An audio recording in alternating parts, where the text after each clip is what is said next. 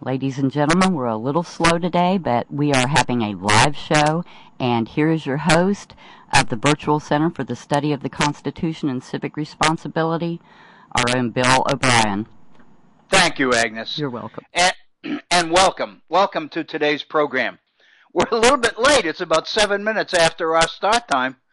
I'd like to say it's the computer gods, but they don't have to be too spiritual to screw me up. I don't know. But anyway, having a lot of trouble getting on Skype. It's taken me 10, 15 minutes to get on. And I keep thinking it's a day-to-day thing, and I go back the next day, and it's the same way. So I do apologize for being late. And I've got two computers here, one laptop and one PC. And I was using the PC, but this week I can't seem to get any audio on Skype. So I've been resorting to the laptop, and then by the time I fire up the laptop, we're starting late. So I apologize for that, but irrespective of that, welcome. We're only about 8 minutes after the hour, so we haven't lost all that much time. Welcome to this Wednesday edition of the Virtual Center for Study of the Constitution and Civic Responsibility. Today is Wednesday. It is the 13th day of June in the year 2018. Maybe that's the problem today. It's the 13th of the month. Or maybe the computer gods stowed away on Air Force One as it came back from Singapore. Or so, who knows? But anyway, welcome to the program. And if all things work well, in spite of the few glitches that cost us 7 or 8 minutes at the front end of the program today, it looks like if all things work according to plan, we should be able to get our full complement of broadcasts in this week. I do want to go back and touch upon a few of the things that we talked about yesterday. If you remember, we spent almost the entire 2 hours on the attack on labor unions, and I was trying to make an effort to argue to what degree this really violates the basic premises of our republic, because it effectively eliminates a major voice in decision-making, in participatory government in our society, by denying working people the opportunity to use unions as a vehicle for inputting into the system, which has been a traditional advantage of unions for some time. We are, in a sense, eliminating that important voice from the decision-making process. And I want to go back and pick up on that a little bit at the beginning of our program.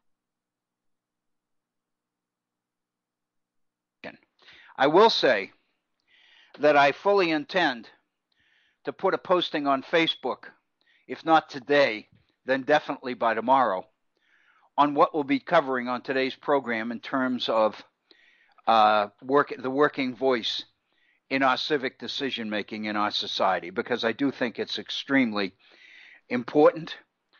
I do believe that there's something significant here to call attention to, and I'd like to spend our time in our first hour today talking about that. And then I'd like to get into higher education. I'd like to get into back a little bit into the attack on higher education by corporate America. But basically what I'd like to do is lay out a scheme, a strategy, if you will, for how this attack is working and how it's been so successful, why it's been so successful. Because I think once we understand that, we can begin to formulate an alternative, a way to counteract it, or a way to combat it.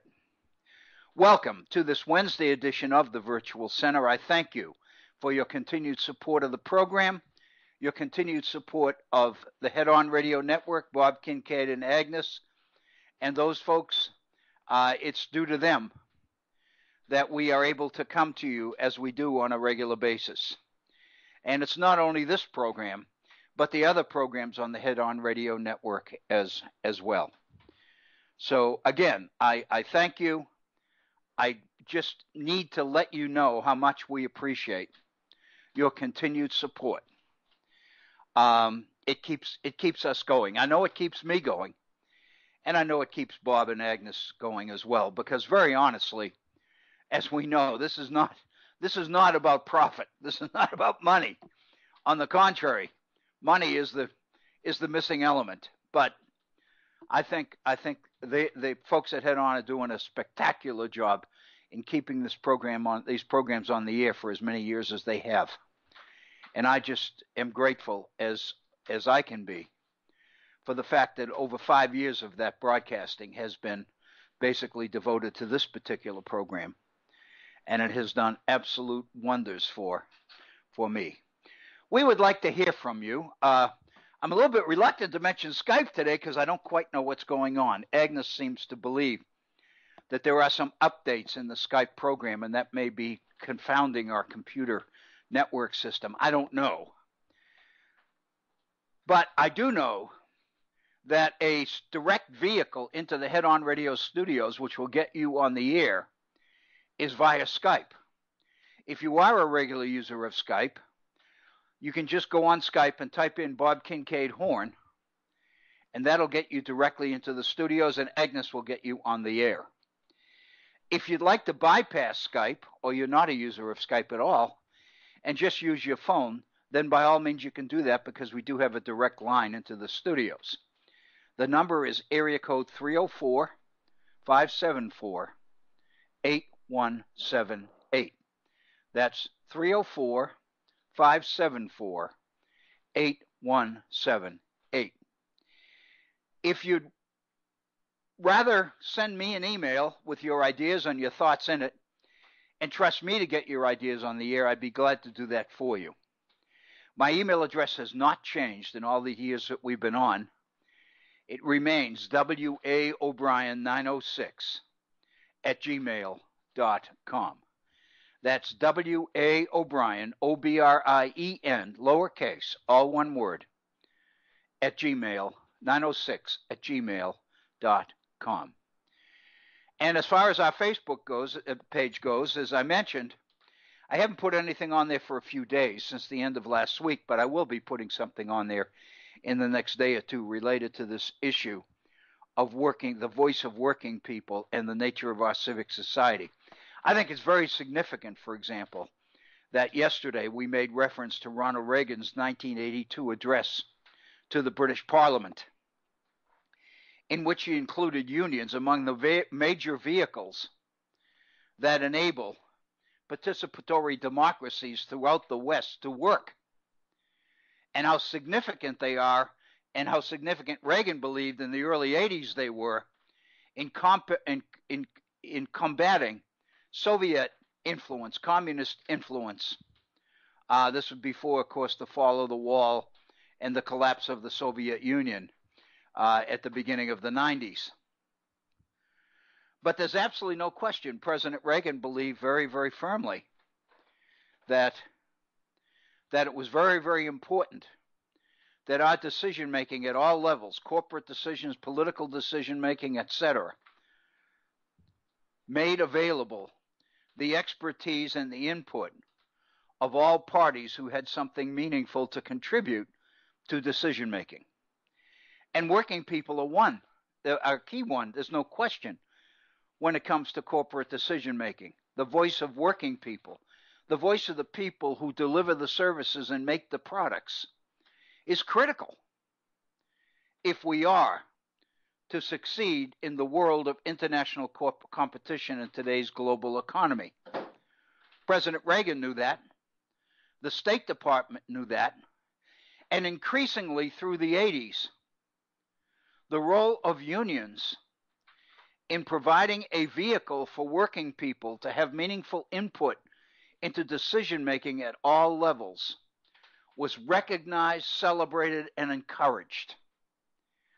And yet, despite that, in this society, we have kind of stood back and continued to allow anti-labor, anti-working class interests to stifle the vote of organized labor and to do everything that they can to eliminate unions and thereby silence that voice. I have to believe, and maybe this is the optimist in me, but I have to believe that the goals, the intent here, is not to stifle the voice of working people. It's to crush unions. The reality, however, is that crushing unions does stifle the working man's voice. And what I'm trying to argue is retaining access to that voice, to that input, far outweighs any positives that might come from the destruction of unions. Naturally, corporations, employers who have to deal head on with unions naturally have a vested interest in doing everything they can to emasculate them. But my point is that in doing that, they are doing serious damage to the civic nature of our society, to the role of citizenship in our society. That what in effect we are doing is eliminating a major segment of our population from meaningful decision making. Not only that, but if we expect these people, many of whom are not property owners, many of whom don't have the kind of vested interest in society and its decisions that middle and upper class interests do, the ability to have input into the system, a voice, is all they got that links them to the system. If you take that away, you drive these people out of the framework of our political process, and you risk the consequences, whatever they might be. Because these people, if they don't feel they're being listened to or being heard, if they begin to feel that they're consciously and intentionally being excluded, they're going to take action which from their perspective seems appropriate. And we have to believe that such action is not going to be to the best interests of any of us. So common sense, down to earth logic, reason, would indicate that we have got to do something to curb this incessant attack on labor unions and the voices of working people. With that, I want to go back a little bit because I neglected to give you the details of going to our Facebook page, because it is important. There are postings there, and each posting has a comment section, and that provides you with direct opportunity to reach this program. So if you go to Facebook, facebook.com is the homepage, you'll see a search box at the top. If you type in the Virtual Center for Study of the Constitution, you will have access to our Facebook page, and you'll see the most recent postings there first. And then as you scroll down, the postings get a little bit older and a little bit older. But every one of them has a comment opportunity. And naturally, the assumption is that your comments are going to be related to that particular posting, but they don't have to be. I read them carefully, and I'll get your comments. So our goal is to provide as many avenues of communication with you as we can. And that's the goal. Let's go back to this issue of the voice of labor and the incessant attack on unions. I don't want to basically go back through all of that yesterday. We talked about the number of strategies that seemed to emerge in the 1920s to discourage unions. Welfare capitalism being a major one. We talked about the degree to which in the 1920s corporations began to offer fringe benefits as a way to build greater dependency on the part of workers on their employers, believing that if workers became confident that they could depend on their employers, they would not resort to union activity. So in a sense, welfare capitalism was a way to counter union organization. And part of the benefits of this welfare capitalism was the introduction of what we call today fringe benefits to the securing of a job. paid vacations, sick leave, retirement, health insurance, pensions, all the rest of it. All of those things were designed to build a dependency between worker and employer. I didn't mention yesterday because I didn't want to get into this, but it's a major factor. One of the real social issues of the 1920s is the development of the automobile, Henry Ford and the Model T, and the mass production at GM of Fords, and the introduction of the idea of buying on time payments, interest payments, loans to purchase vehicles. The point was that with the introduction of the automobile in the 1920s and the more general ability of the general population to own an automobile, no longer were they just available to the wealthy, but by allowing people to buy them on time, on payments, access to automobiles became available to everybody. And while a lot of people don't spend time on this, I have in the past, I've mentioned this, we've had some pretty good discussions over the years on this, because it's something that most people don't think about. And that is the impact of private automobiles on the nature of our society and life in our society. Because there's no question that with the availability of a privately owned automobile comes independence, comes freedom, the ability to go out on a Sunday afternoon, climb in the car, and take a drive on the same roads as the millionaires ride. In other words, the development of the American highway system, which really doesn't take off until the 1950s under Dwight Eisenhower, but the development of more and more roads and the appearance of more and more automobiles made it possible for average people to enjoy the same kind of benefits of life in the society as those who were worth a lot more than them. And the conversations, the comments that people used to make about you can get on the same roads with the millionaires. You can go to the very places they go to. You can enjoy the pleasures of leisure that are no longer just reserved for the wealthy. This is what independence and freedom in America is all about. And so the psychological impact of access to automobiles goes a long way towards countering radicalism in the world, towards challenging those who would question the potential and the viability of free enterprise capitalism.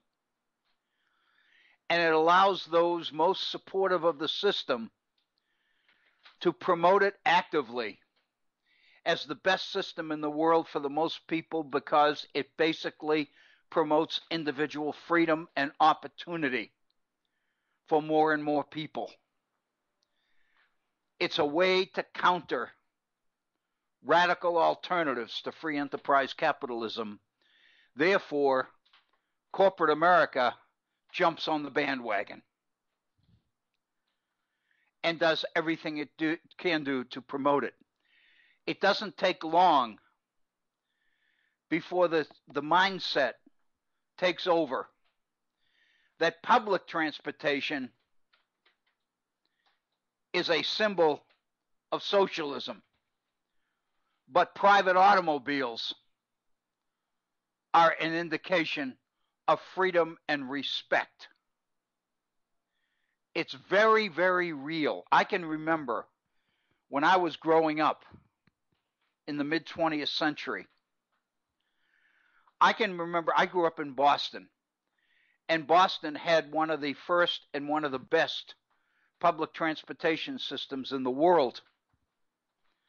It hasn't improved all that much since that. Now they're having a lot of problems with it because I don't think it's kept pace. But the fact of the matter is, in the 1950s and 60s, public transportation in Boston was the way to go. My dad never owned a car in his entire life. He traveled on trains and buses to work and everywhere else. We used to go to the beach on weekends on public transportation.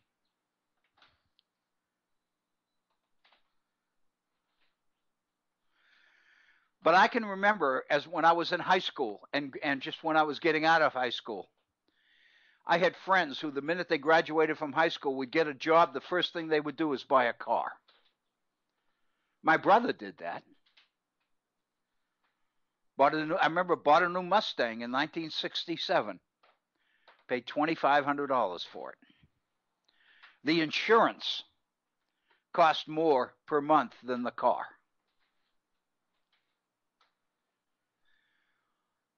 But the fact of the matter is, for the most part, my dad always did, continue to take public transportation. It was relatively efficient. It was cheap, relatively cheap. It was dependable. And as more and more people began to drive, parking became an issue. The cost of parking became an issue. And there came a time before long when actually public transportation was more convenient than driving your own automobile. But I had friends who say, I work full time. I've got a job. And I was able to buy a car and I'm going to use it. And if I have my own car, that means I can leave, I can go where I want, I can do what I want. I'm not stuck by going only to places that public transportation serves. And the psychology of this, and the idea that this is part of the American dream, owning your own car, securing your own independence, all of these things worked contrary to the ideas of organized power, of unions, of challenging voices, of what many people believe were radicalism and threats to the American way of life. And government and corporations and private business did everything they could do to feed into this mentality, to discourage unions, to discourage people from looking to unions. And I think that's a key factor. That was a key factor in the 1920s. But the fact of the matter is, it's a key factor today. Look at the number of states that have enacted right-to-work legislation, that have eliminated prevailing wage, that have resorted to the idea that the corporate profit model requires that you get the biggest bang for your corporate dollar. In other words, you increase profits and you reduce expenses. And the major expense is labor. So whatever you can do to reduce it, to reduce the costs, you reduce the benefits, you reduce the fringe benefits. You move to a model where you don't continue to add new employees. You outsource the work. You subcontract for specific jobs to be done. And all you paid for is the job itself.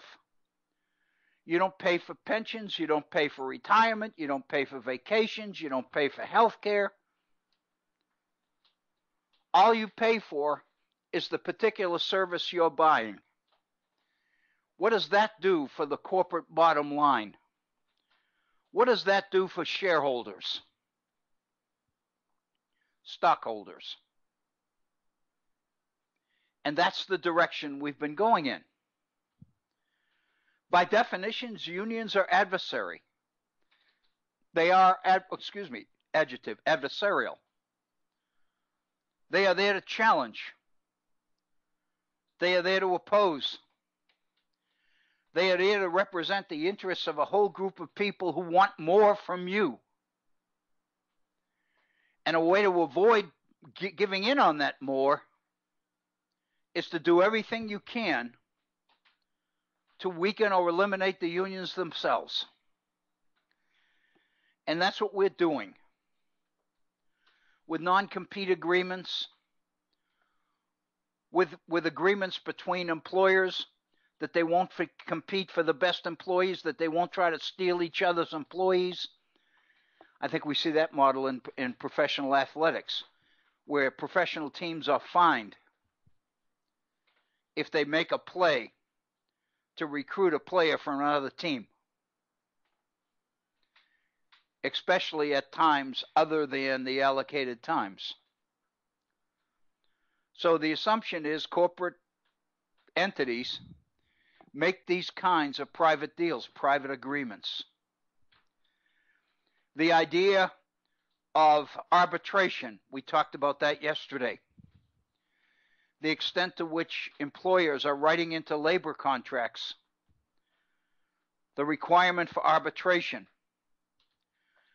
efforts to discourage class actions on the part of employees, where all the people together file suit in the name of a number of other people. All of that, I would suggest to you, has a number of effects.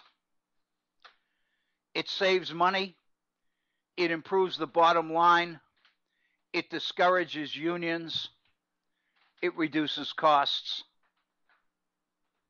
and it makes, at least in the perspective of the employer, for a more peaceful, harmonious workplace.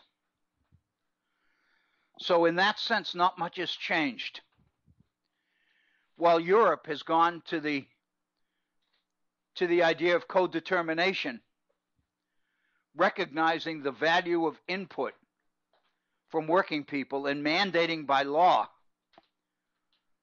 that the voice of working people be represented on corporate boards and be allowed to participate in corporate decision-making, especially in matters that directly affect them. There's an inherent recognition there that workers have something major, something positive to contribute to decisions, the quality of decisions. Somehow we haven't recognized that. Some of us have, some companies have. I see examples all the time of corporations and companies who won't do anything or build anything except with union labor because they realize it's better made, it lasts, it's guaranteed, because you're dealing with people who are committed to the quality of what they do. They take pride in their work. But for the most part, that attitude, that worldview has not really grabbed on here in this country as it has in Western Europe and in Scandinavia. There's one part of the story that I specifically wanted to go back to in today's program, and we touched upon it yesterday, and that's the issue of civic responsibility. The role that organized labor unions play in giving working people a voice in our public decision-making, in our public conversation. And I kind of mentioned this yesterday, but I've done a little bit of research since yesterday because I kind of wanted to bring to the fore a little bit more of the evidence that would make clear what we're talking about here. There's no question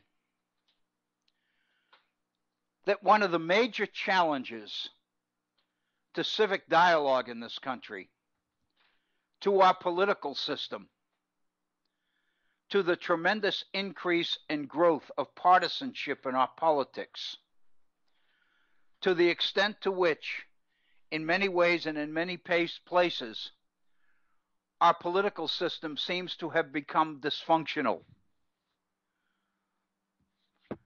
With the introduction of a concept like tribalism into our politics, we seem to be dividing ourselves into us and them rather than we. Whereas our constitutional system, our republic, is focused on the idea of moderation, of encouraging different points of view to come together in the middle and to work out their difference and compromise, or as President Trump says, make deals. The operation of our politics in recent years, and especially this has been exacerbated with the election of President Trump, obviously,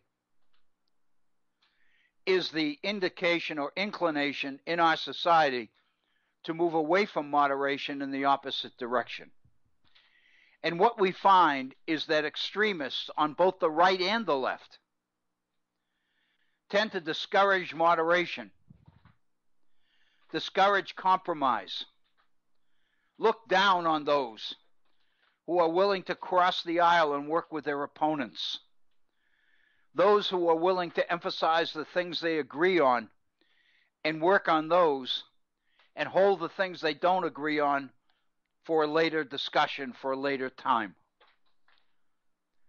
Politicians who feel that way today, who operate on that premise, are being painted as unprincipled, as people that don't stand for anything, when in fact the very basis of our republic is grounded on that particular reality. That was James Madison's plan in the Constitution of the United States. Major damage has been done to our political system, as we know, with the Supreme Court decision in January of 2010, Citizens United decision. As we know, that decision was rendered by a 5-4 majority, conservative majority on the court. Justice Scalia was alive. Justice Kennedy was the swing vote. He was the 5th conservative vote on the court. He's the one that wrote the majority opinion in Citizens United. A bit of time on this particular court decision over a year ago. We looked at not only the ingredients of the decision, but we looked at the challenge to that decision by Justice John Paul Stevens, and the fact that Justice Stevens' dissenting opinion is quite a bit longer than the opinion.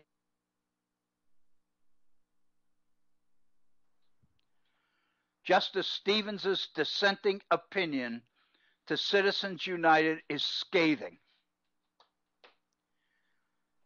And even though Justice Kennedy wrote the majority decision, Justice Scalia took it upon himself to write a concurring opinion to support Justice Kennedy.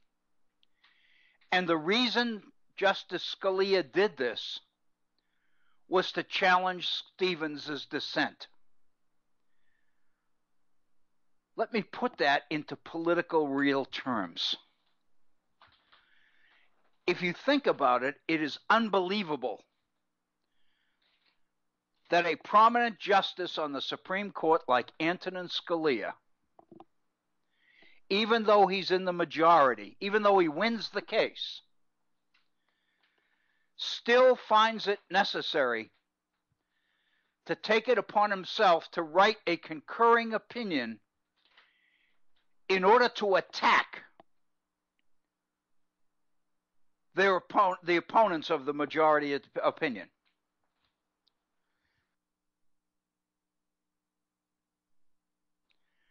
That what that indicates is that Scalia himself realizes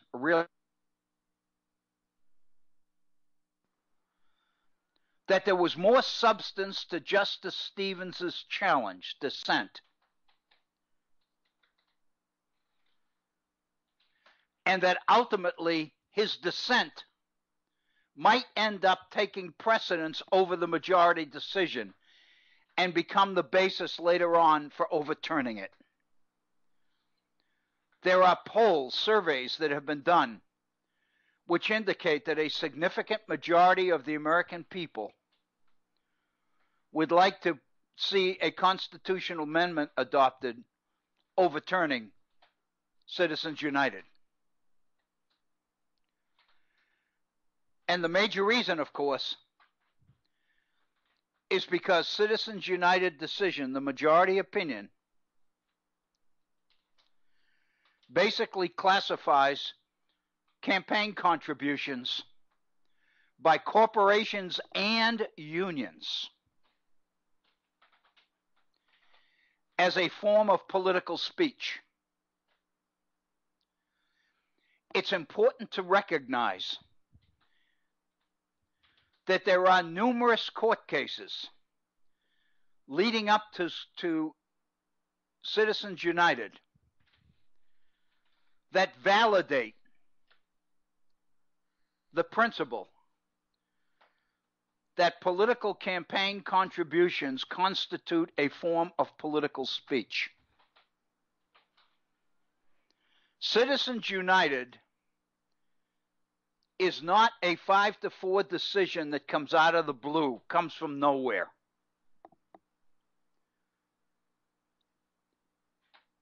Legal and corporate minds were building toward this decision for years. There are over a dozen cases where the principle of contributions as a form of speech is established. The principal case is the 1976 case of the National Bank of Boston versus Bellotti. That case upholds campaign finance restrictions, caps, limitations on how much contributors can contribute to campaigns and political candidates. But even though the decision in Bellotti seems to be a defeat for the advocates of corporations, the court takes it upon itself in its decision to make the point that even though we're finding in one direction, we need to emphasize that political campaign contributions are a form of speech and thus are protected under the First Amendment. And the reason for that is that there's a long tradition going all the way back into the 19th century that corporations are persons. There is even a theory, not validated but highly suspected, that the 14th Amendment after the Civil War, while ostensibly an amendment designed to protect the political rights and equality of ex-slaves, was really a backdoor way to establish the principle of corporate personhood. Because the 14th Amendment, like the 5th Amendment, speaks to the idea that no person can be deprived of life, liberty, or property without due process of law. On the surface, that seems to speak to the equality and citizenship of ex-slaves. But indirectly,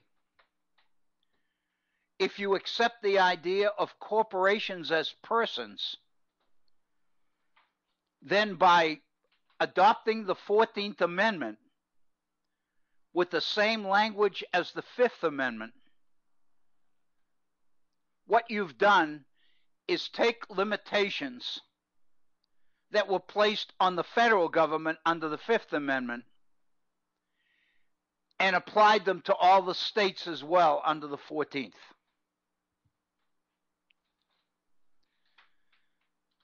And by saying that no person can be deprived of life, liberty, or property without due process, if you consider corporations to be persons, then that means that their property can't be confiscated without due process either. Their records, their tax records, their private accounts, all of these things that reveal the inner workings of corporate business on a day-to-day, week-to-week basis, theoretically are protected from government confiscation under the 14th Amendment, because as corporate persons, they are protected under the First Amendment when you define political contributions as a form of speech. That's what Citizens United does in its major decisions. A major piece of the dissenting opinion of Justice John Paul Stevens is mind-blowing, because what Stevens does is take on the majority opinion written by Justice Kennedy and take it apart. And what Stevens alleges is that the court wanted to find this opportunity for corporations so badly that the court went way beyond what the case required. All the case was about was the right of a Citizens United conservative group to run a TV ad against Hillary Clinton and run it before the election in 2008.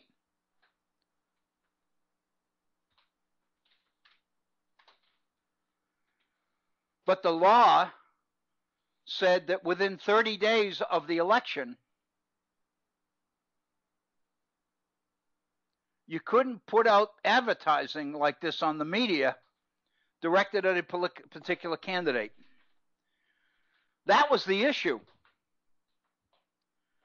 Citizens United was arguing that this was a violation of First Amendment speech and freedom of press rights. In order to reach the decision, all the court had to do was respond to that issue. But Justice Stevens wanted to go further. He saw the opportunity to take the ingredients of this case and build a major justification for the establishment and the validation of the principle of contributions as political speech and of corporations as persons under the Bill of Rights. And so that meant that his majority opinion was much more involved and much more complicated than it needed to be by the case. Justice Stevens challenged Kennedy on that. Justice Stevens, the reason his dissenting opinion is quite a bit longer than the original opinion, the majority opinion, is because his intent is to take it apart. In his dissenting opinion, he quotes huge segments of Kennedy's majority opinion in order to argue against it. And then in his conclusion, Kennedy comes up with 5 or 6 different arguments to challenge the legitimacy of the majority opinion. in Citizens United. That was so effective that Scalia felt the need to challenge it in a concurring opinion.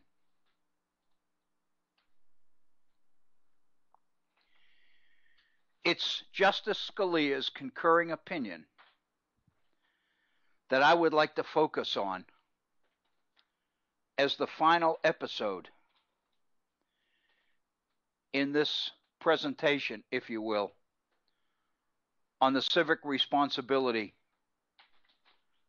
fulfilled through unions. The civic benefits of unions as the voice of working people in our society. Why? Because in his concurring opinion, Justice Scalia makes the point, which he made in other decisions as well, that the First Amendment to free speech doesn't protect the freedom of the speaker to speak. It protects the speech itself.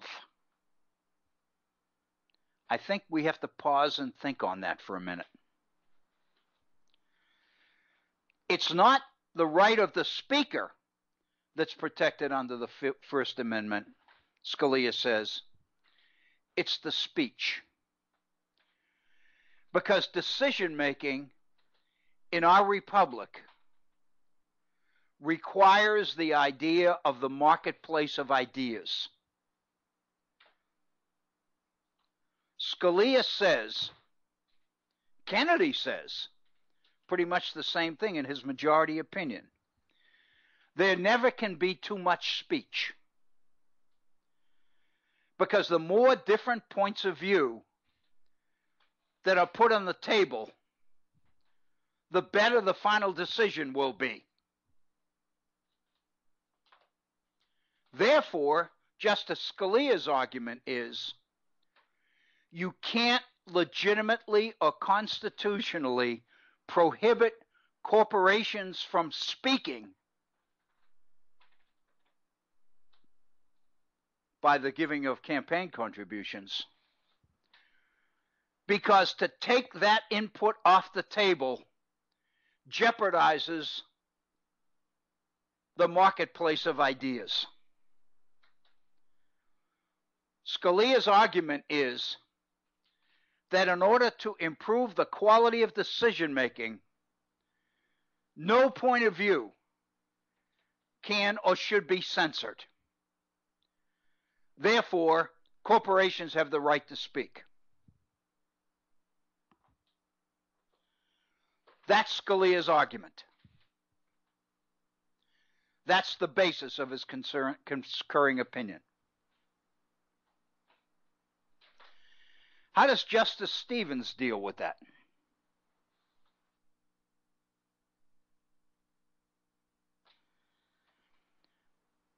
Justice Stevens says that's all well and good. But the fact of the matter is, corporate money speaks so loudly that it overwhelms and silences the alternative opinions of those who can't speak that loudly because they don't have the funds to be heard. Stevens's argument is that even if you buy Scalia's argument that there can't be too much speech, corporate campaign contributions are so large and so influential that they buy up all the prime time advertising. They buy up the major avenues to influence public opinion, and they force less influential speech into the background. Therefore, corporate contributions do serious damage to the marketplace of ideas. Because in putting this loud voice on the table, corporate money drives other less influential voices off the table. What a hell of an argument, if you think about it. It's fantastic. Why do I mention this here? We're moving towards the top of the hour. May have to go over a little bit, but I want to finish this point before we pause for our break. Why do I make this argument? We're talking about the voice of unions, the voice of working people through unions, and the recognition of that voice in Europe, the recognition of it by President Reagan in his address to Parliament in 1982, the recognition of it in white papers authored by secretaries and assistant secretaries in the Department of State. All of these avenues speak to and support the civic contributions of unions as vehicles for working people to speak.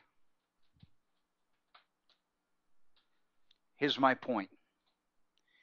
If you take Justice Scalia's argument in his concurring opinion in Citizens United about the fact that the First Amendment protects the speech, not the freedom of the speaker,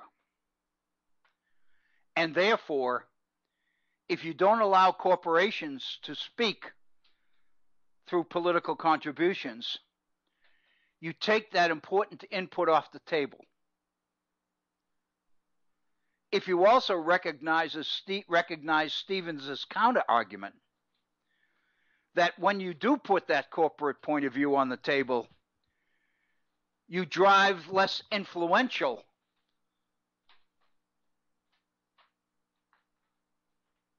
opinions off the table. If you take that argument seriously, then one would have to argue that the attack on unions violates the concept of the marketplace of ideas validated in Citizens United. In other words, the conservative majority on the court has it both ways, but they can't continue to have it both ways. If speech is protected, and if unions are the vehicle for working man's speech, then to continue to insist or permit the attack on unions is to violate the very principle that Justice Scalia spoke to in Citizens United. In effect, the conservative majority is talking out of both sides of their mouth at the same time. They make this convoluted, sophisticated argument to get a corporate perspective on the table, but they're more than willing to participate in the destruction of unions, which take the voice of working people off the table. I would suggest to you that's disingenuous, it's deceitful, it's dishonest, and it raises serious questions about the legitimacy and the sincerity of key conservative positions on some of these issues. Because there's no question, when the Supreme Court renders its decision in the Janus case on agency fees paid to unions for representing non-union members, the court majority, especially with Neil Gorsuch on it, is going to find against unions, is going to find against agency fees. And the thinking behind those people who are pushing the Janus case is that if you take away the agency fees from unions, you guarantee the ends of organized labor in this country, because why would working people pay dues to a union when they get the same benefits without having to pay anything?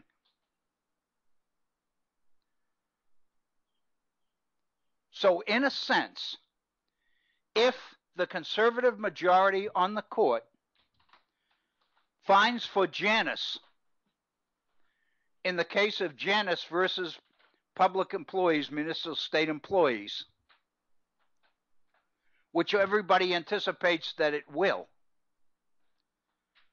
then it validates the contradiction and the inconsistencies in recent court decisions. It tells us in much clearer terms than anybody's been able to tell us before that the name of the game here is politics and power. And the issue of constitutionalism and judicial interpretation and honesty and sincerity and all the rest of it is a lot of hooey. That what's going on here is that these people will argue whatever they need to argue in order to get what they want politically. And if they go in one direction one time and the opposite direction the next time, they're willing to do that.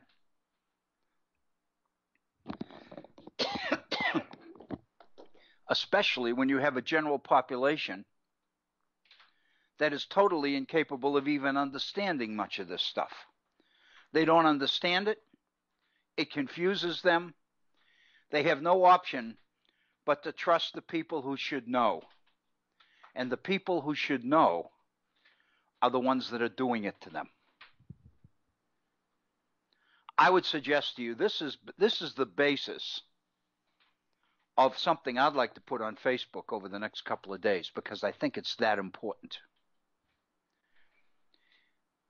It's not in any way an intent to trash Justice Scalia's legacy. But it does suggest that Justice Scalia, despite his conservative credentials, was not above judicial activism, was more than willing to make law when he had the political power to make it. Conservatives have traditionally argued in defense of judicial restraint, originalism, the idea that the only way to determine constitutionality is to try to go back to the original intent of the founders, and that legislatures make laws, not courts. It's up to the courts to interpret the law, interpret the Constitution, not make it. But it's very clear in this case, as it was, by the way, in the right to carry Heller decision, that when the ends seem to be worth it, Justice Scalia is more than willing to abandon his restraint principles and move in the direction of judicial activism.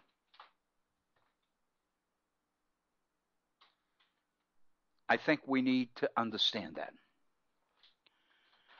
It's 5 minutes after the hour. We've gone 5 minutes over. That's better than we did yesterday. Yesterday we were almost 10 minutes over. But I'd like to pause and take a short break, 4 or 5 minutes. Give all of you an opportunity to take a break. That's pretty heavy stuff. It takes a while to get the cobwebs out and to clear our minds on another issue. It takes me a little bit of time to do that too. So that's the reason for our break. You're listening to the Virtual Center for Study of the Constitution and Civic Responsibility. We're going to pause for a 4 or 5 minute break, and then we'll be right back. I hope you'll stay with us. It won't be long. Thank you.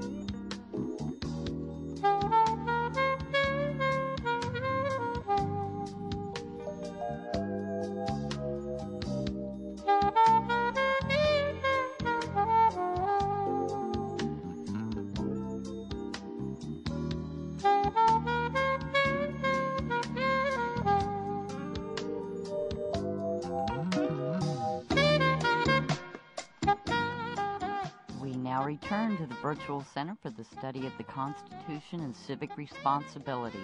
Here's your host, Dr. Bill Obrien. Thank you, Agnes, and welcome to our second hour on this Wednesday, the 13th day of June in the year 2018. It's a little bit of an abbreviated hour. It's about 12 minutes after the hour, but that still gives us better than 45 minutes to get into our second topic on today's program. If you're just joining us, welcome. I will tell you that we spent our first hour focusing on the same issues we dealt with yesterday, which was the voice of unions. We concentrated more specifically toward the end of our hour on the Citizens United decision, the majority decision by Justice Kennedy, the minority dissenting opinion of Justice John Paul Stevens, and the concurring opinion to the majority written by Justice Scalia. And we focus specifically on Justice Scalia's argument that the First Amendment doesn't protect the freedom of the speaker.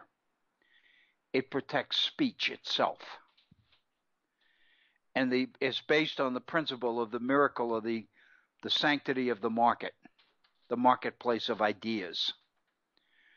And the idea that in a popular government, in a participatory republic like ours, the quality of decision-making is determined in large part by making sure that everybody who has something to contribute to a decision has the right to express that opinion and get their perspective on the table. The thinking is that when you do that, when everybody is heard, the result is going to be better decision-making. That's the idea of the marketplace of ideas, or the sanctity of the market of ideas. That's the basis on which Justice Scalia renders his concurring opinion in Citizens United. If you have reaction to this and you'd like to continue our discussion on it, if you'd like to call, we'd be more than happy to hear from you. You can do that by going on Skype, typing in Bob Kincaid Horn, which will get you directly into our studios, and Agnes will get you on the air.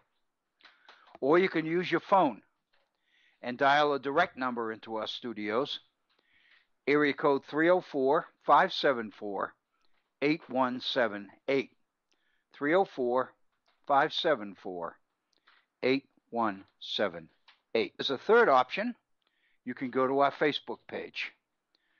Just type in the Virtual Center for the Study of the Constitution in the search box at the top of the homepage on Facebook, and you'll see there the most recent postings that I've put on there.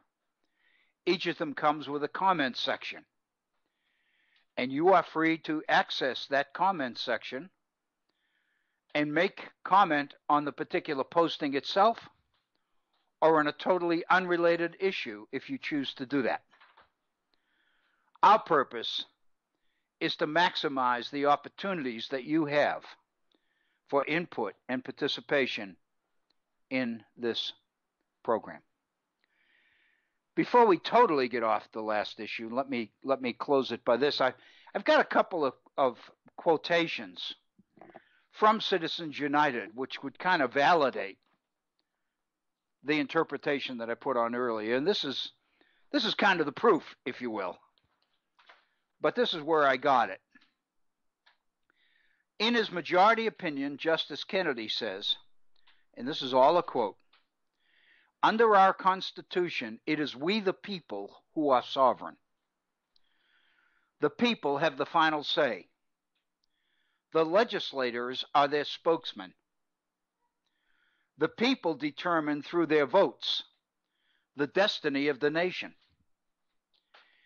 It is therefore important, vitally important, that all channels of communication be open to them during every election, that no point of view be restrained or barred, and that the people have access to the views of every group in the community." Close quote. The people have access to the views of every group in the community. My point, of course, is the attack on labor unions effectively silences a major voice in that process. Kennedy says, and Scalia reiterates, there is no such thing as too much speech. The public has a right to access all information and to determine the liability and the importance of that information. In his concurring opinion, Justice Scalia says that the First Amendment was written, quote, in terms of speech, not speakers, unquote. The First Amendment was designed to get all relevant points of view on the table. It was not intended to protect the particular freedoms of individuals. Moreover, Scalia says, the text of the First Amendment offers no foothold for excluding any category of speaker. Since the amendment protects speech and not the speaker, then the court cannot entertain any legislation or any effort to silence a particular speaker, because to keep their point of view off the table is detrimental to the process of decision making. Makes perfect sense. Here's Justice Stevens and his dissent to the Kennedy majority opinion.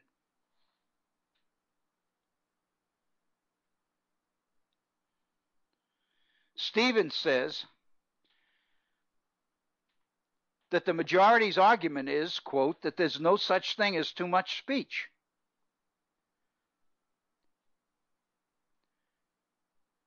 Stevens called this a straw man. He said it's really not a correct view of the First Amendment because the court recognizes a number of exceptions to free speech. If you accept that in total, that all speech has a right to be on the table, then there wouldn't be an opportunity to restrict free speech at all.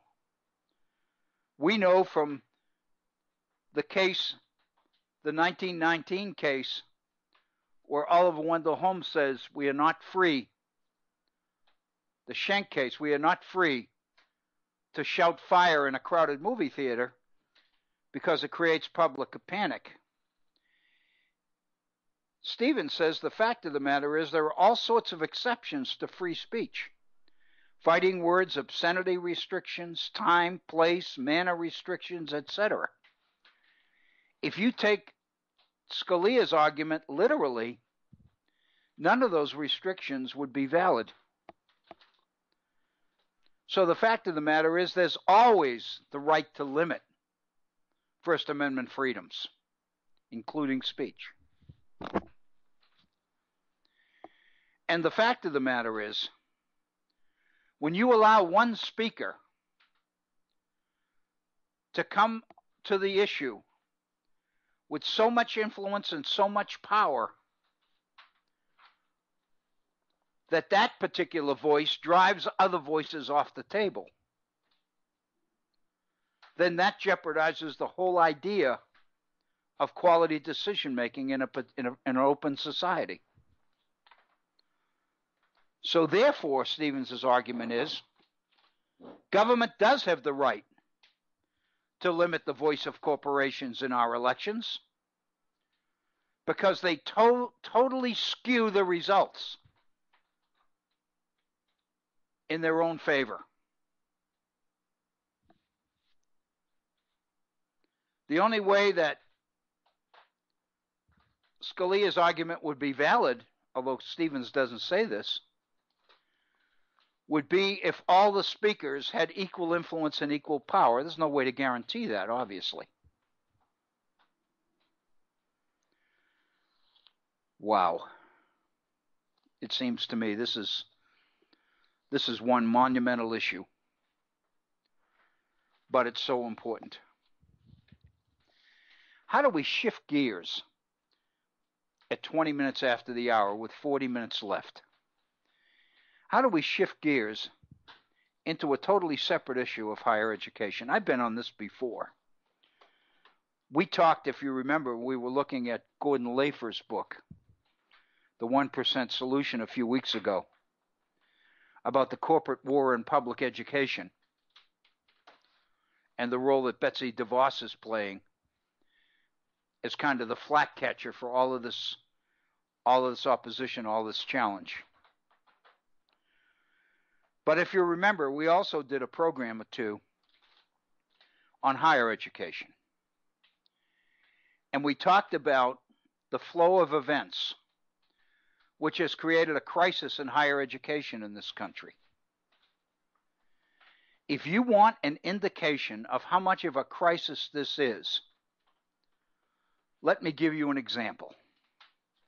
I've been listening to this now for a week on our local radio. It's unbelievable. But let me tell you what it is. A number of civic organizations in West Virginia have united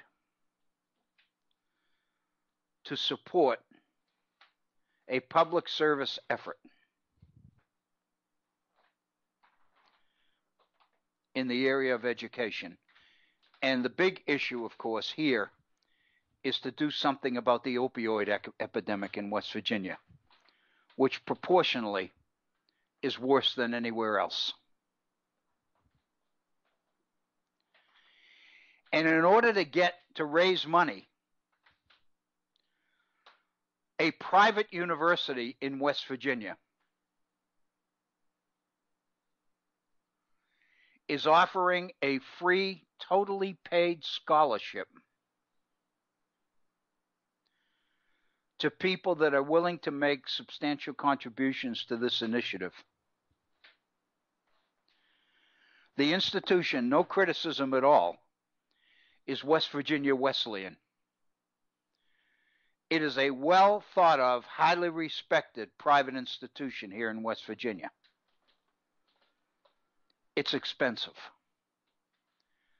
To offer a 4-year all expenses paid scholarship as the prize to West Virginia Wesleyan, according to the radio advertisement, is valued at $160,000.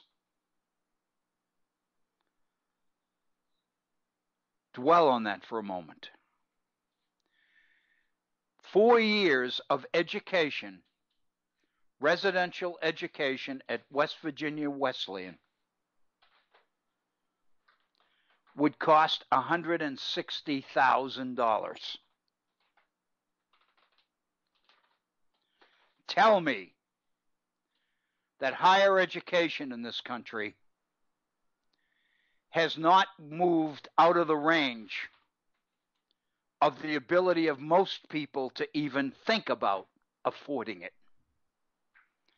Granted, this is a private institution. Granted, it's not public.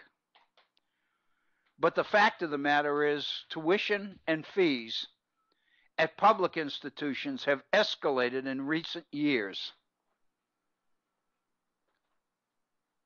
at a tremendous rate as well. But this $160,000 figure, I keep hearing it on the ads as I drive the car around.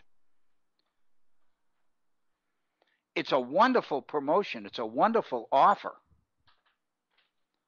But it speaks to something very serious in our society. Because obviously we have moved, and we've moved rather quickly, from the idea that a well-educated citizenry is a public good to the idea that education, higher education, has become so expensive that only the affluent can afford it. What does that do to the American dream? What does that do to everything we've believed in as we grew up? What our parents did? What we want to do for our children and our grandchildren? Tuition seems to continue to go up and up and up. Here in West Virginia, our flagship university, West Virginia University, recently announced a significant tuition increase. I believe it's 5.5% or 6%, something like that. But on top of tuition increases in previous years, West Virginia University got a lot of flack for this most recent tuition increase, especially when a few other institutions took it upon themselves to lower tuition.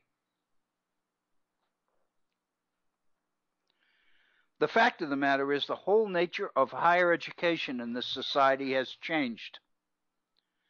The attitude toward it has changed.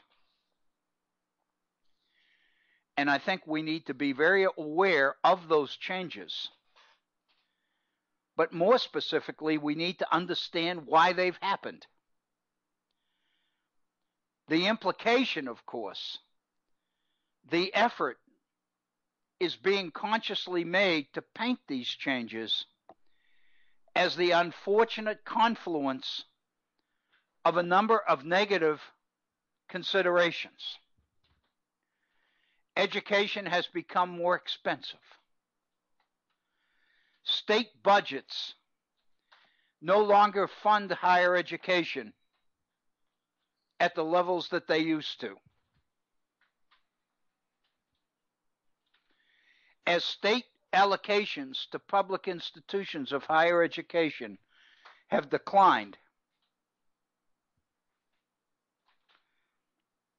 institutions, if they want to maintain their viability, hold on to their faculty, hold on to their programs, they've had no choice to raise tuition and look to their students to make up for the budget shortfalls that state budget cuts are imposing upon them. The fact of the matter is, institutions of higher education are in financial trouble. They've cut back as much as they can cut. They've reduced faculty. They've reduced programs. They've limited the numbers of students they'll take. All of these things are being done for fiscal reasons. But the reality is that all of them contradict or run counter to the idea of higher education as a public good.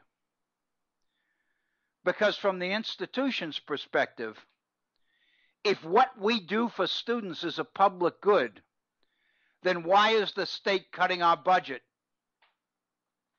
as drastically as it is? Our responsibility is to protect our institution. The only way to do that is to make up the difference by getting it from our students, or going to the private sector, to corporate America, for significant foundation grants and research grants to institutions. Corporations have been more than willing to step up and move into the void and make significant amounts of corporate private dollars available to institutions. But there are strings attached. If these foundations, these corporate entities, are going to make major contributions to higher education institutions, 500,000, a million, 2 million, 5 million, 7 million, 10 million, whatever it happens to be, then they want to have some control over where that money goes and what it's used for. In effect, corporate priorities become higher education's priorities because the institutions are dependent upon and need these funds. In reality, are we looking at a series of positive coincidences that have happened simultaneously as if by fate? At the very time that colleges and universities were looking at drastic budget cuts, stallions, come corporate entities and corporate foundations with checkbooks that are more than willing to come to our aid and help us make up the difference. Is this fate? Is this destiny? Does this speak to the fact that corporations really believe that an educated citizenry is a public good? Is corporate America stepping in and assuming the responsibilities of the public sector to fund higher education? Wouldn't that be wonderful? But the fact of the matter is that's not quite the whole story. Because the business sector, corporate America, has been trying for generations to penetrate academia, to establish some way to influence what goes on there, what's taught there, what students learn there, what students graduate believing from there. They've never been able to do it. Many people believe that the growth of community colleges in our country is a second-rate alternative that corporations reluctantly went to because they couldn't penetrate the four-year colleges and universities. Because these institutions clung adamantly to the tradition of the ivory tower, the idea of sanctity, the idea that the campus,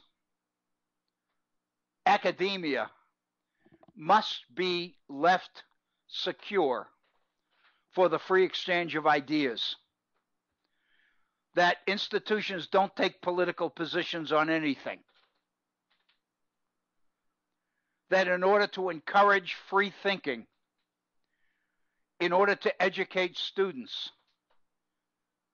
it's necessary for the university to remain apolitical. Corporations have run up against that for years. Many people see their support for community colleges as an alternative to that effort.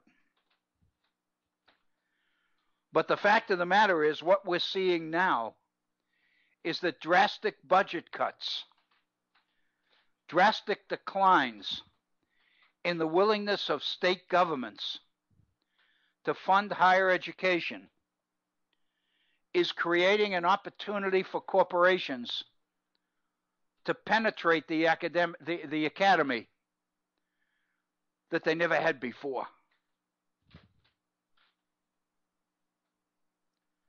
This is not an accident. Because there's another piece to this puzzle that contributes to seeing the full picture. And that is that in recent years, since 2010, with the emergence and the victory of the Tea Party in our state and local elections, Republicans have been on a move to take over state governments in this country. And the Republican agenda, as we know, is always to reduce public expenditures, lower taxes, limit government's ability to regulate the private sector, and turn the private sector loose in a relatively free, unregulated economy. And almost overnight, Republican majorities have taken control of state legislatures, oftentimes both houses, oftentimes the governor's mansion as well. They come into office committed to the reduction of government, reduction in the size and the cost of government. Their justification, their rationale, balanced budgets, reducing deficits, lowering taxes. We elected these people. They're in there and they're doing it.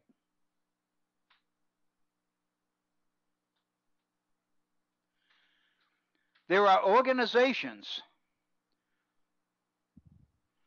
which are initiating pledges, which these people, these representatives are signing, in which they refuse under any circumstances at all to support tax increases. Starve the beast. Force government to cut its programs and its services by denying them revenue.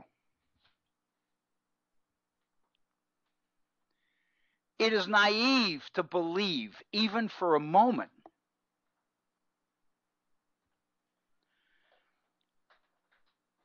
that the architects of these Republican political strategies, the Kochs, the American Legislative Exchange Council, its corporate members, who meet 3 times a year at high-level resorts funded and sponsored by Koch Industries. It's naive to believe that these two things are not related. That the reduction of state budgets, coupled with the willingness of corporations to make major donations to higher education institutions, constitutes the takeover of higher education in this country. It's not accidental. It's intentional. It's real. It's planned. It's not talked about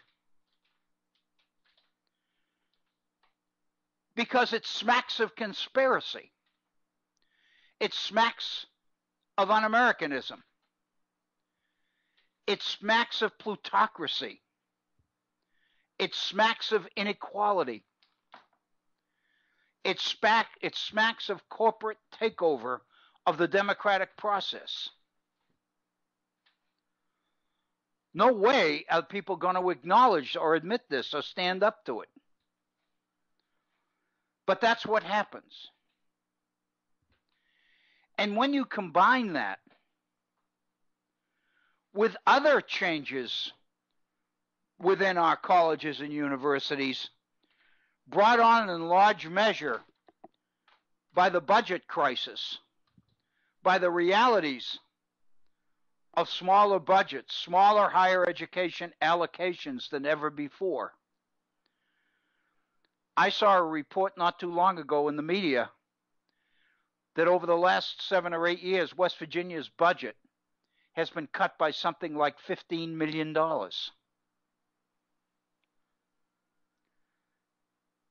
It's no accident that West Virginia's business and economic programs and its research capabilities have turned to Koch Industries for funding. They are one of the 300 institutions that receives substantial funding from the Kochs.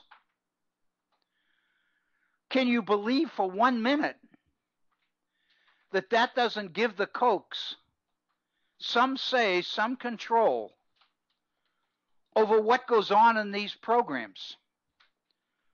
What faculty are hired? What majors are offered? What students are taught? What textbooks they're assigned? This is a crisis. This is serious.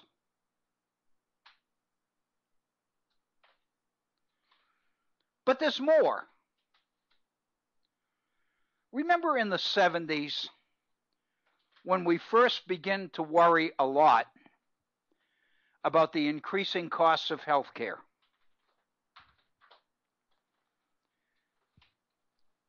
A movement in the healthcare industry surfaced and began to take on steam and win political support.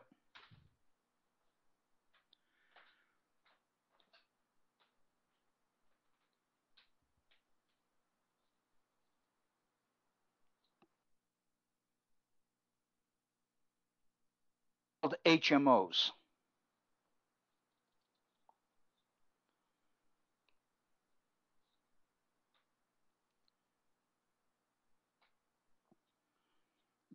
I'm looking for my materials here.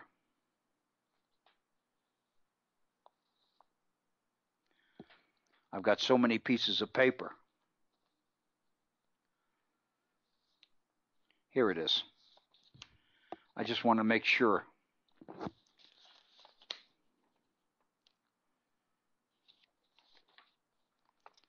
that I'm not speaking out of turn here. HMOs became the idea of the mid-70s and was sold to the American people as the best way to rein in medical costs.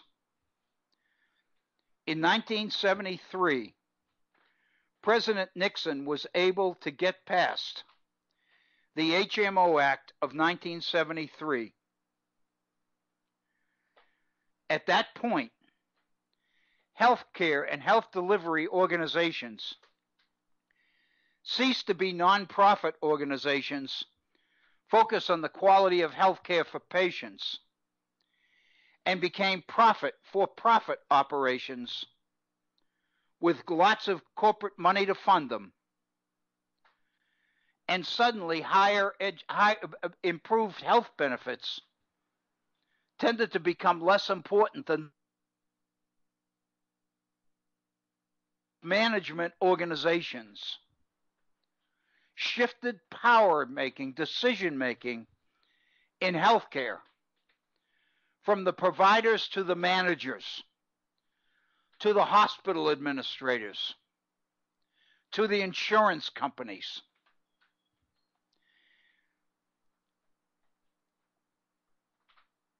Added to this was the tendency, and it became more than a tendency, it became a fact, where more and more doctors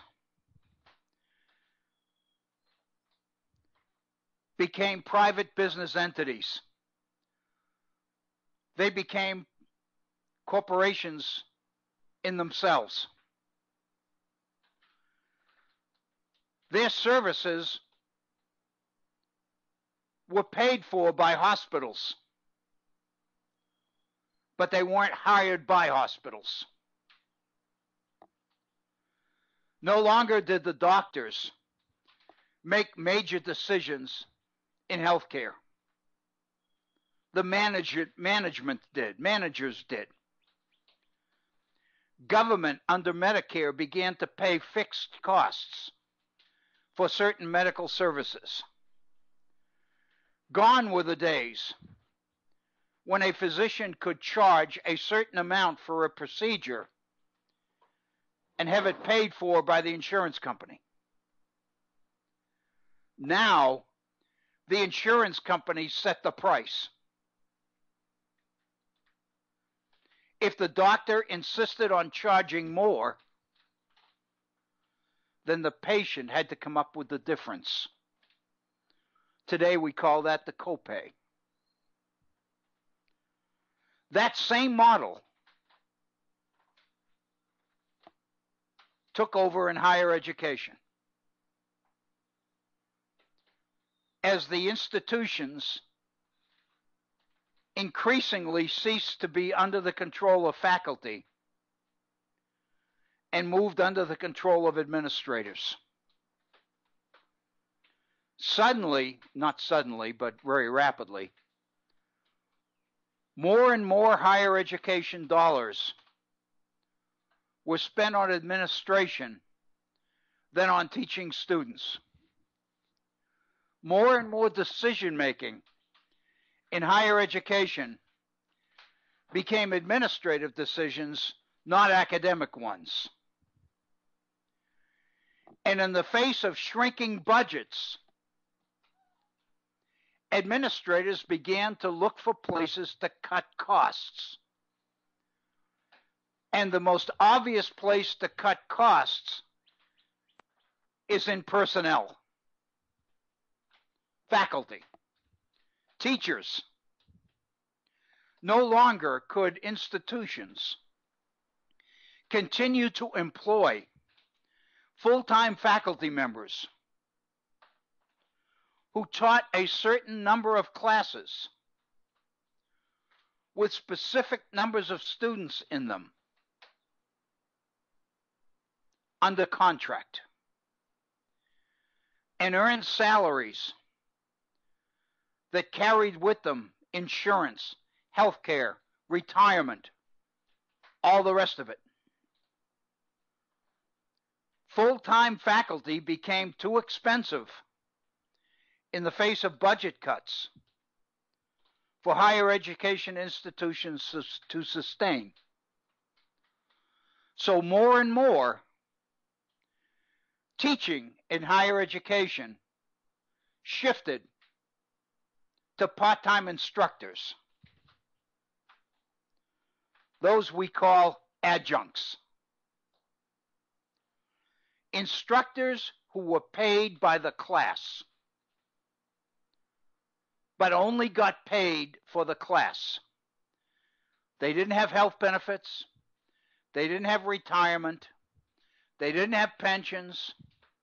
They didn't have any of the costs, fringe costs, associated with full-time employees. This number will astound you. As of today, 75% of all the instruction that goes on in colleges and universities in the United States is delivered by adjunct instructors. That's how skeletal full-time faculty has become at our institutions. The institution's academic reputation depends on the quality of its faculty. Institutions are adamant in holding on to the best known, the most prestigious faculty members and researchers, those who compete for Nobel Prizes and such in science and literature and all the rest of it. But the fact of the matter is, most of the teaching is being done by part-time instructors. How do I know this? I'm one. For the last 2 years, since I retired, I've been teaching adjunct. One class. And it's packed to the hilt. The 2 semesters in the last academic year, the enrollment in my class was 77 in the fall and 73 in the spring. If you go online and you look at the class schedule for all the other classes in the same thing that I teach, for full-time faculty, maximum numbers of students are 35 and 40. But for me, they're 80. I make less than $2,000 to teach a course. I'm teaching it close to 80 students, 75 students, who are paying $500 and $600 tuition for the cost of that course. You multiply 75 students toward times $500, and then you deduct $2,000 that I make to teach it, and that's the amount of money that the institution reaps from adjunct instructor. And there are hundreds of them, thousands of them. This is the direction that higher education has gone. It's an academic crisis. We need to appreciate it. When we talk about things, reform efforts, like the Common Core, for example, and that's the most obvious one, so I'll mention that one. And we look to our colleges and universities for wisdom and input and guidance on which directions we ought to go in, which reforms we ought to consider seriously. Most of us are assuming that these major decisions are being made by instructors. More and more, they're being made by managers. By administrators. Institutions are saving money. But that money's not going into the teaching of students. Institutions are teaching students on the cheap. Me. Where's the money going? Let me give you one example. Look at the salaries of football and basketball coaches in our major universities. Look at the salaries at the University of Alabama, at Ohio State, here in West Virginia. What you're going to find is in state after state, even in the poorest ones like this one, the highest public salaries in the state are paid to coaches.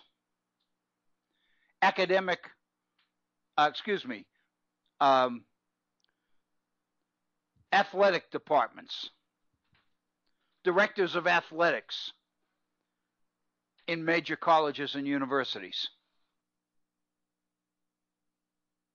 The ones that are on television, they put the teams on the field that garner the support, that make it possible to solicit substantial contributions from graduates, from alumni. They build the reputation of the institution. And that becomes the basis on which institutions can raise funds to support the academic mission of the college or university. That's where higher education is today. How about courses? How about the quality of instruction in the classroom? When higher education was principally a collection of academics, faculty members, full-time faculty members who taught and who published and who researched, who wrote their own syllabus, taught their own courses, put together their own classes for students, frequently changed it every year to improve it or upgrade it. Today, more and more of the courses in higher education are standard courses, uniform courses, administratively designed courses. The same course offered at 10 or 15 different times to different groups of students, taught by part-time instructors with a common syllabus, a common textbook. In effect, the people teaching the courses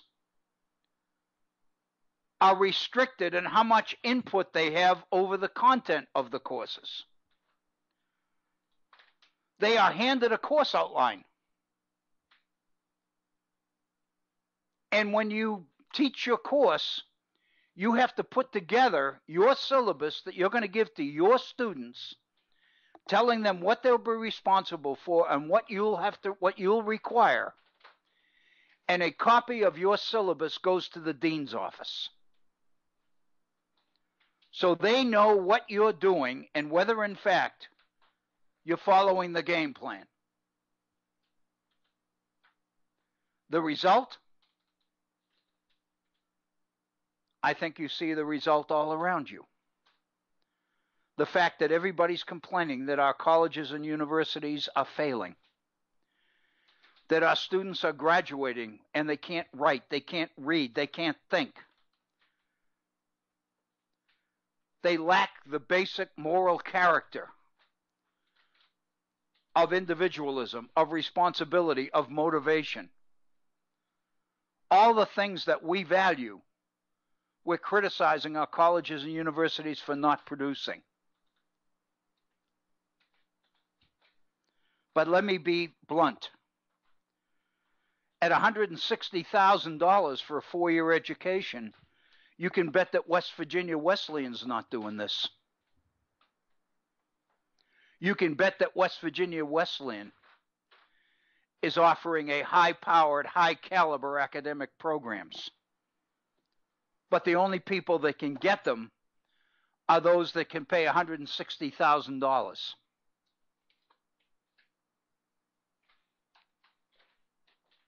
That's the crisis of higher education. In our first program next week, I'd like to continue this theme and like to suggest ways academically that we can begin to counter this. But I think the most important thing at this point was to lay out the severity of the problem. And I hope that I've been able to do that.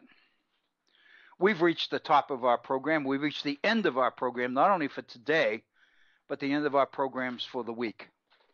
Again, I want to thank you for your continued support of the program, of the Head On Radio Network, of Bob Kincaid and Agnes and their folks. I apologize for not getting started on time today. We were 5 or 6 minutes late. Sometime between now and next Monday, I'll do the best I can to figure out a way to correct that and improve it, even if I have to fire the computers up an hour before the program goes on the air, but we'll do it. I hope you have a wonderful evening, a wonderful weekend. On behalf of Bob Kincaid and Agnes and the folks at Head On, this is Bill Obrien thanking you for your continued support. I hope you have a great week. Thank you.